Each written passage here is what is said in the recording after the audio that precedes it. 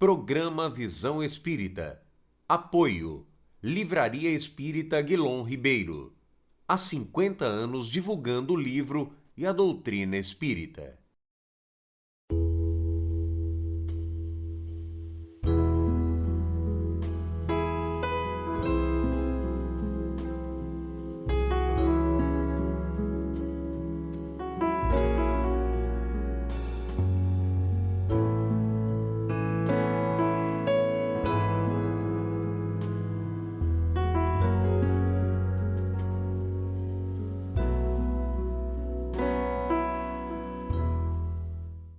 O programa Visão Espírita continua o diálogo, a conversa fraterna, companheira, sobre lei de liberdade, sobre consciência, esperando contar e levar um pouco de paz, serenidade, equilíbrio e harmonia para aqueles que nos assistem. O programa Visão Espírita pede licença para entrar no seu lar.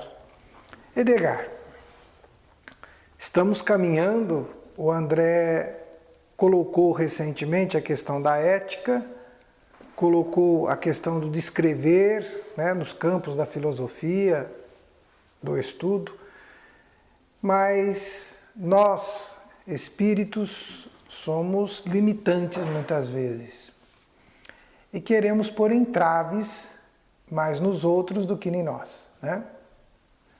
Como é que é lidar com o entrave à liberdade de consciência? Porque chega um momento em que a nossa liberdade passa a ser um entrave para a liberdade do outro. Como fazer isto? Como olhar, sobre que aspecto olhar isto? Como ver o momento em que a nossa liberdade de consciência, de livre manifestação, de livre conhecimento, projetada no tempo e no espaço, começa a colocar entraves à liberdade do outro e até inibir a própria liberdade de consciência do próximo. Nós temos dificuldade para aceitar isto? Plenamente. A dificuldade é gigantesca, não é? E é curioso porque os espíritos abordam essa questão na lei da consciência dizendo que qualquer tentativa de impor sobre a consciência do outro é uma violência. E que nós devemos sempre respeitar a livre manifestação e livre consciência do outro, porque se o outro é livre para pensar, ele é igualmente livre para ter a consciência que evidentemente tem, não é? Eu estava verificando um estudo que foi apresentado sobre a influência das redes sociais nesse comportamento que nós estamos enfrentando, sobretudo das polaridades, não é? Dos extremos que têm se manifestado e que nada mais é do que essa dificuldade de compreender o outro, de aceitar a livre consciência do outro, as suas ideologias, a sua forma de pensar. E esse estudioso, que é um psicólogo americano, estava afirmando que nas redes sociais, particularmente a maior rede social, que é o Facebook, a gente pode dar os nomes porque evidentemente faz parte das nossas rotinas, não é? Ele tende a fortalecer essas polaridades com muito mais intensidade, por quê? À medida que você vai curtindo os posts, que você vai publicando, ele vai selecionando através dos algoritmos matemáticos o que você gosta de ver, o que você tem maior predisposição a aceitar, os posts que você curte, aqueles que você oculta e assim por diante. Então ele cria na sua timeline, não é? Na sua linha do tempo lá da rede social, as informações que você gosta, não permitindo que você tenha acesso muitas vezes àquelas antagônicas ao seu modo de pensar. E isso é um agente reforçador desse fenômeno de incentivo da polaridade, dos extremos, dos excessos. Ora, vejamos que o mundo se divide em afinidades, não é? Há pessoas mais ou menos afins e, naturalmente, nossa tendência de nos agruparmos dentro desses grupos de afinidades, com os quais, evidentemente, nós escolhemos voluntariamente. O movimento, portanto, de aceitação e de compreensão do que falávamos no programa passado a respeito do além mais da tolerância, que é a alteridade, como conversávamos, que é o grande desafio e o esforço atualmente. É você aceitar que o outro tem liberdade plena de ser absolutamente, inclusive antagônico àquilo que você naturalmente compreende como verdade. É desafiador, não é? Mas é algo que nós precisamos aprender a conviver. Caso contrário, nós seremos litigantes permanentes nos nossos processos de relacionamento. André, continuando sobre esta mesma reflexão, sobre este mesmo diálogo e ainda dentro da lei de liberdade, todos têm liberdade, nós vamos lidar com as diferenças, mas existem determinadas manifestações desta liberdade, destas consciências, que notoriamente, como você colocou do campo da ética, nos levam a parar e pensar e verificar que elas são conflituosas e, no mínimo, podemos dizer que são falsas. Verdades para uns, mas falsas para uma grande maioria, falsas para um direito, se é que assim podemos colocar, de boa parte em relação a alguns, né? E como lidar, como explicar, como ponderar sobre isto quando esta liberdade de consciência traz ou propõe ou envolve ou pode até em determinados momentos gerar conflitos. Pela sua característica em relação à grande maioria, podemos afirmar que falsa, inadequada, ou imprópria, ou ultrapassada. Quais as palavras que podemos usar, mas assim, que fica algo que para o meio comum, ou para a grande maioria, ela chega inclusive à própria livre manifestação da liberdade, ou seja, o exercício deste direito passa a romper o direito do outro. Como ponderar? Como analisar isto? Como sugerir? Isso passa naturalmente por uma noção de evolução civilizatória. O que a gente pode entender por evolução civilizatória? Vamos pensar que num mundo em que as pessoas são mais esclarecidas, né? E inclusive mais livres, né? Ou que têm consciências, né, menos aprisionadas, se é que podemos usar essa expressão, né, mais do senso comum, a vida pública ela é igualmente mais livre e mais respeitada, né? Então, não há tanta interferência nas escolhas que o indivíduo faz em relação a como que ele quer gerenciar ou gerir sua vida privada, sua intimidade, suas escolhas e etc, né?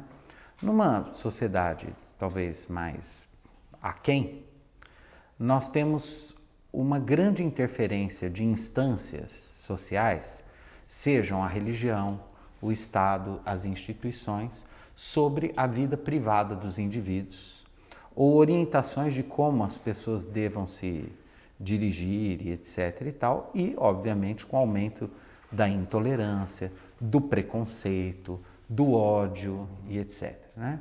Então, o sentido civilizatório caminha para uma fragmentação saudável. O que é uma fragmentação saudável? Vamos imaginar que no mundo ocidental, por exemplo, na Idade Média, o mundo era teocêntrico, todo mundo tinha que acreditar em Deus, no Deus proposto pela Igreja Católica, e quem não acreditava ia para a fogueira, né? Depois a gente tem, né, o grande avanço científico, né, o pensamento laico no século XVIII, depois XIX, né, no século XX, o materialismo, as grandes guerras, etc. Hoje, o que nós temos? Nós temos tudo. É como se o mundo fosse um grande mosaico, né, de fragmentos, de pecinhas soltas, e que deve haver espaço para tudo, né? Então, o sujeito quer ser espírita, ele tem que ter direito de ser espírita em paz. O sujeito quer ser budista, ele tem que ter direito de ser budista em paz. O sujeito quer ser materialista, ateu, ele tem que ter o direito de ser materialista, ateu, em paz, sem que ninguém o amole ou implique com ele por causa disso, ou que o julgue por causa disso, né? Então, a mensagem do Evangelho é do não julgueis, né? E o grande desafio do homem não é ser religioso e nem espiritualizado. O grande desafio do homem é ser bom. Não adianta eu ser religioso e teoricamente espiritualizado se eu não sou um ser humano bom, se eu não sou generoso, se eu não faço bem, se eu não vou em direção ao outro, né, alimentado pela compaixão, pela alteridade, né? E eu posso, de repente, ser materialista, etc., e ser de uma generosidade muito grande, porque está lá no Evangelho que os grandes empecilhos para a evolução do homem é o orgulho, são o orgulho e o egoísmo, né? São os grandes empecilhos. E a gente pode vencer o orgulho e o egoísmo por vários caminhos, não é? Quando Cristo fala, eu sou o caminho, a verdade e a vida, ninguém vai ao Pai senão por mim, certamente a gente não está ouvindo o discurso do fundador de uma religião que quer que todos se convertam, não é, ao seu modo de pensar. Ele quer que todos façam o que ele faz, né? Quando a mãe dele, os irmãos, vão procurá-lo, e ele diz, quem é minha mãe? Quem são meus irmãos? Aqueles que fazem a vontade do meu Pai que está nos céus. Este sim é minha mãe. Estes sim são meus irmãos. O que ele está querendo dizer? Olha, aquele que faz o que eu estou falando, amai ao próximo como a si mesmo, né?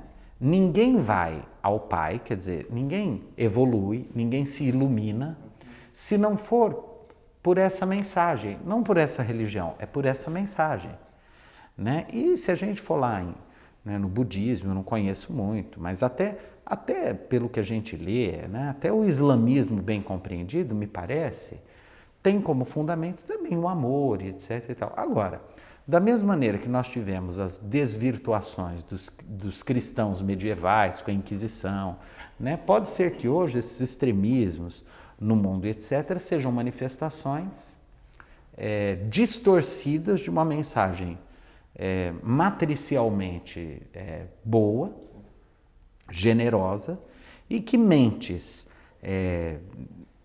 sombrias, espíritos sombrios, comprometidos com as trevas, reencarnados no mundo, né, distorcem tudo isso e, né, fazem esse escarcéu todo que está aí.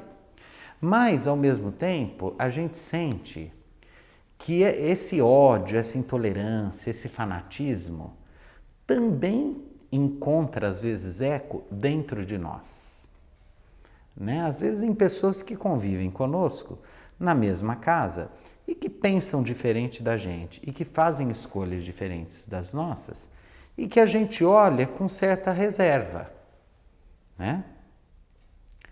É evidente que parece-nos que nesse estágio evolutivo, amar aqueles que são diferentes seja uma tarefa, se não impossível, muito complicada. Então a gente pode começar nesses degraus, né? Sim. A gente pode começar pelo exercício da tolerância, da paciência, né? A gente pode começar, inclusive, tendo o bom senso de não dizer tudo o que pensa, né? Porque as pessoas, como me parece, não sei se é o Emmanuel, acho que é o André Luiz, no livro Sinal Verde, que diz que muitas pessoas faltam com a educação com o próximo sobre o pretexto de serem francas ou sinceras, né? Então, muito disso que a gente chama de sinceridade e franqueza é falta de caridade, é falta de indulgência. Isso mesmo. As pessoas justificam falando que são autênticas, isso, não é? E, na verdade, é uma falta de caridade, é uma falta de indulgência. Nem todo mundo precisa saber o que eu penso. Nem todo mundo precisa saber o que eu faço da minha vida privada. Então, assim, pessoas educadas, e vamos dizer até mais evoluídas, são pessoas que conseguem separar muito bem a sua dimensão de vida pessoal da vida pública, por exemplo. Que entendem que não podem interferir na vida do outro. que o outro faz, mesmo nós dentro do centro espírita, né? O que os nossos companheiros ou companheiras fazem do centro espírita para fora não é da nossa conta, nós não devemos ficar investigando a vida de ninguém, né? É da consciência de cada um.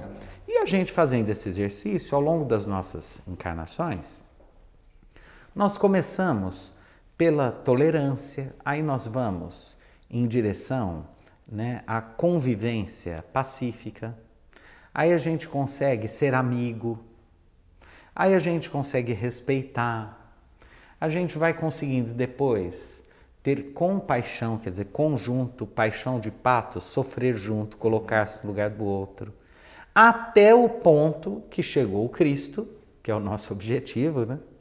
Sabe lá Deus quando, de amar realmente. E quando a gente ama, aí toda sombra, todas as muralhas que nos impedem de ir ao encontro com o outro estarão desfeitas.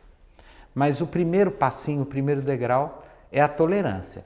Mas não é o máximo que a gente deve viver. A gente precisa ir além da tolerância. Inclusive, até a noção de verdade é uma noção histórica, né? Porque a gente fala assim, mas isso é científico, né?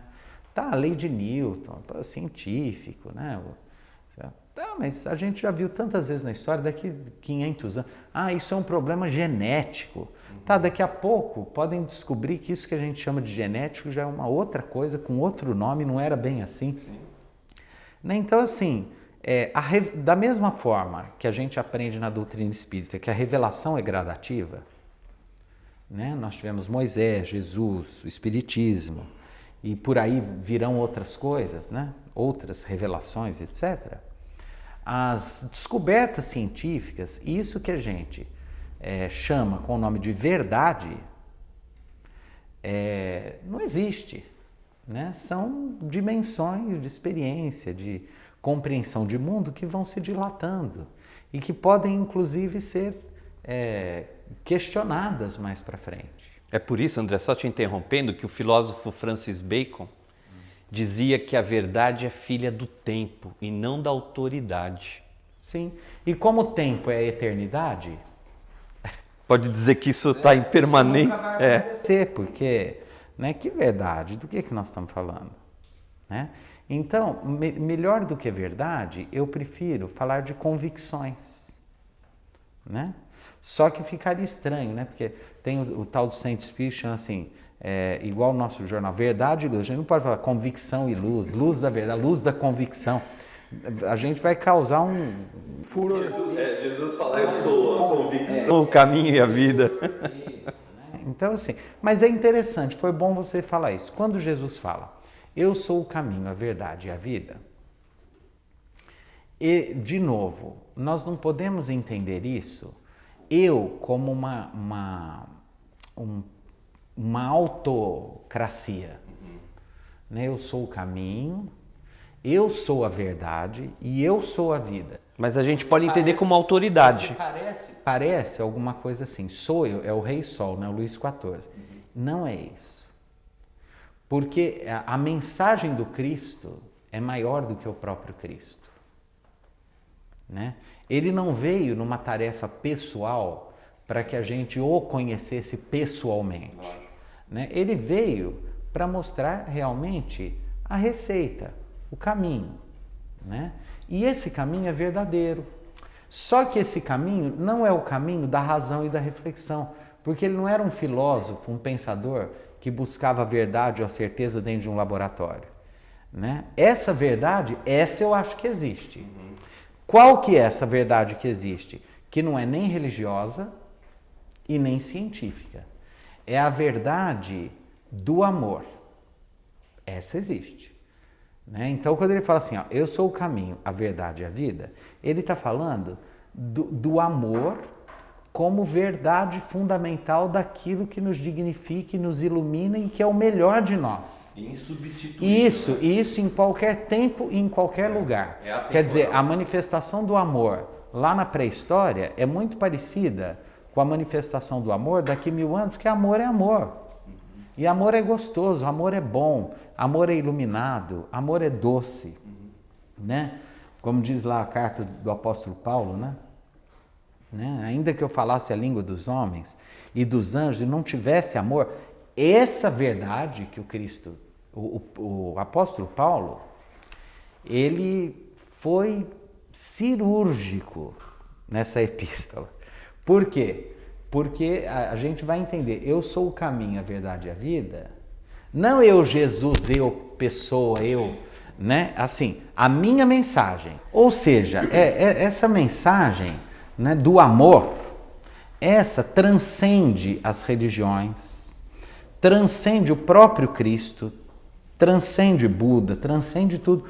Porque o sujeito pode nunca ter ouvido falar de Jesus e pode viver a experiência do amor, e se ele viver vai ser bom, e essa vai ser a grande verdade, a grande luz da sua vida, né? Então, quando ele diz, eu sou o caminho, a verdade e a vida, ele está falando do amor. E o amor não cabe nos laboratórios, não cabe nos livros de filosofia, não cabe nas especulações teológicas. O amor é essa experiência simples, magnífica e grandiosa, acessível a qualquer... E essa é a grande verdade. E o Cristo veio trazer isso para a gente, né? Então, assim, essa verdade é boa, mais do que os conceitos diferenciais das religiões, etc., porque essa transcende todas as religiões, todas as línguas, todos os tempos e todos os espaços. O amor talvez seja realmente assim, o requinte do sentimento, como está lá na mensagem do Evangelho. No início, o homem só tem instintos, mais evoluído tem sensações. E o amor, né, mais evoluído tem sentimentos. E o amor é o requinte do sentimento, é o sentimento elevado, né, em nome do amor.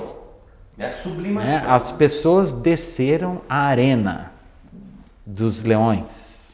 Né? E o mundo tremeu, está lá no Evangelho, essa lição magnífica, o amor, né? Que está lá, amar ao próximo, como você, né? O amor chama, né? A lei de amor. Então, essa é basicamente a mensagem.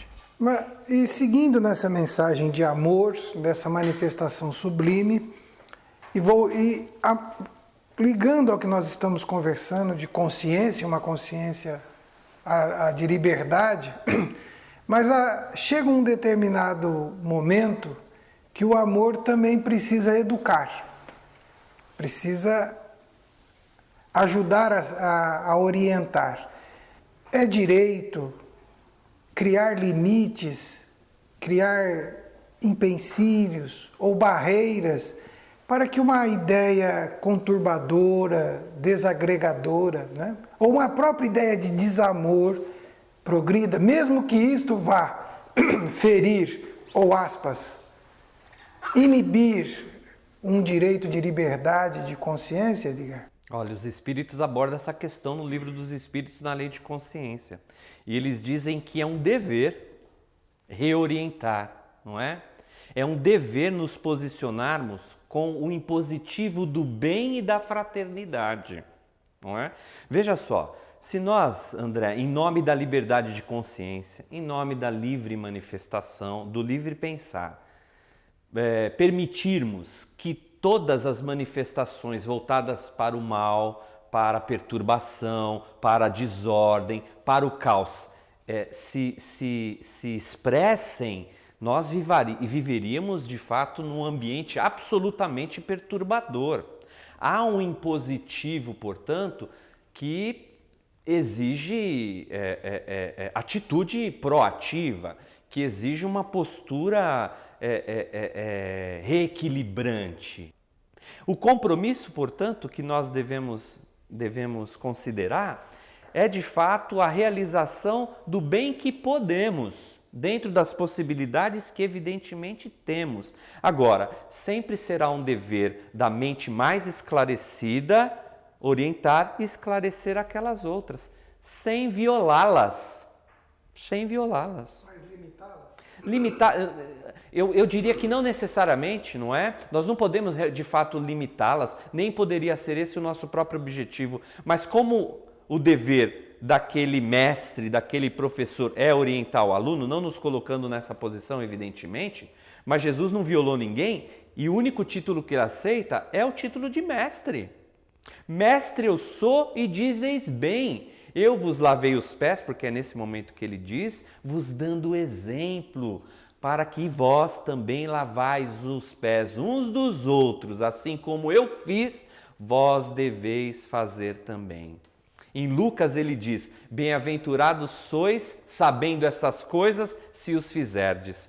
Jesus era a coerência em pessoa, associando o seu discurso em absolutamente toda a sua prática, sem violação. Nós estamos chegando ao término dessa nossa conversa e, André, você ia fazer um comentário, por favor. Sim, na verdade, como a gente começou falando de consciência, nós nunca temos acesso à consciência de ninguém. Então, assim, quando a gente fala do campo ético, que é o campo das relações, né? O que cada um pensa ou sente é um direito de cada um. Quando que isso começa a ser um problema e aí legitima uma ação limitadora? Quando a minha presença no mundo e a minha prática no mundo lesa o outro. Né? Então, assim, eu posso odiar, né, uma raça, um gênero, e isso é um direito meu. Né? E eu não estou dizendo que isso é bom nem ruim, porque mesmo porque isso pode estar dentro de mim, ninguém vira saber. Mas no momento em que eu transformo esse meu sentir e o meu pensar num obstáculo para que o outro tenha uma vida boa, tenha uma vida decente, tenha uma vida livre, eu preciso, até do ponto de vista jurídico, ser impedido disso. Né? Então, no direito, isso é chamado de o mínimo ético. Né? Então, eu posso ter raiva de você, eu posso odiar você, eu posso desejar um monte de coisas para você. Mas se eu vou publicamente e começo a falar coisas de você, eu estou cometendo um crime, injúria, calúnia e difamação.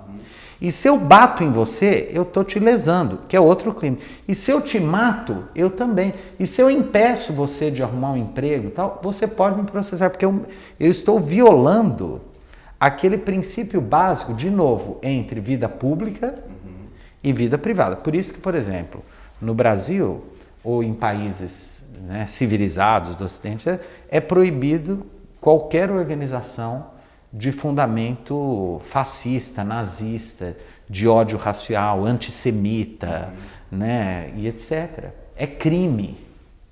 E é bom que seja, e tem que ser punido? Sim. Né? Por quê? Porque a gente precisa garantir uma sociedade que tenha um campo ético. E isso não justificaria nem uma vingança, nem uma punição no sentido de castigo, né? Mas, assim, realmente defender o sujeito, o cidadão, o homem comum, da ação deletéria e maligna de alguém que tente colocar em prática sentimentos e pensamentos ruins. Então, eu acho importante, né? Porque a gente não pode chegar para alguém que está matando com toda doçura e falar, olha, não mata não, filho. Não, você tem que prender o sujeito, quer dizer, né? Porque ele está ameaçando a vida das pessoas. Mas você não prende porque você é mau, porque você quer... Não, você prende para garantir uma vida social, que é a experiência jurídica, né? O programa Visão Espírita chega ao término. Agradecendo ao Edgar pela presença, agradecendo ao André pela presença, convidando-os sempre que puderem e tiverem possibilidades de nos prestigiarem e participarem conosco, é de extrema alegria para nós isto. Deixando para você que nos assistiu uma semana agradável, alegre, de muita paz, muita reflexão. Seja livre, mas faça da sua liberdade algo de bom para você e para onde você for e levar sempre.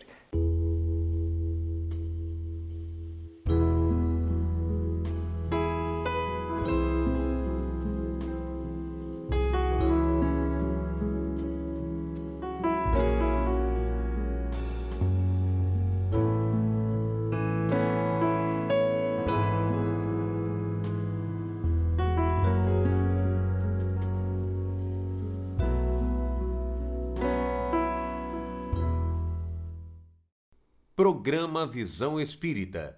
Apoio. Livraria Espírita Guilom Ribeiro. Há 50 anos divulgando o livro e a doutrina espírita.